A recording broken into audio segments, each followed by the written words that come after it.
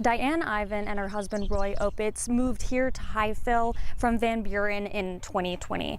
And they knew the implications of moving near a chicken farm, but what they did not expect was a massive invasion of flies. And immediately, the flies became massive. Before we even moved in, I came in and the floors were covered with flies because they don't have a very long life. Diane's husband Roy says they understood the potential challenges of living close to a chicken farm, but says now this situation is too much to handle. I would have never bought this property. Speaking to the other neighbors and finding out that they had problems with, extreme amount of flies, and we talked to one lady back here behind us who's probably about as close to that big house as we are to the ones across the street.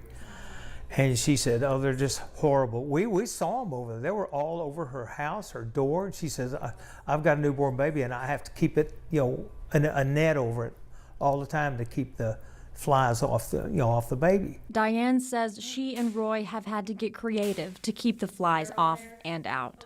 I use my fly gun a lot to get rid of them. We buy the bags that we hang out along our fence all the way around the house that has a death smell to it, so it draws the flies in. And it's not fun because you go outside and you smell it, but if it gets the flies, that's great. I had new glass doors put on the house. Diane says she reached out to Tyson about the flies when they first moved in and did receive a letter in response. This was in November of 2020, and they were pretty good about coming out right away. They put some kind of larva product in with the chicken houses, killed the larvae so that we didn't have as many flies, and they were trying to control it that way. That worked for maybe 4 to 6 months, and then they came back. I did reach out to Tyson and Simmons Food for a statement, but we have not heard back from them so far.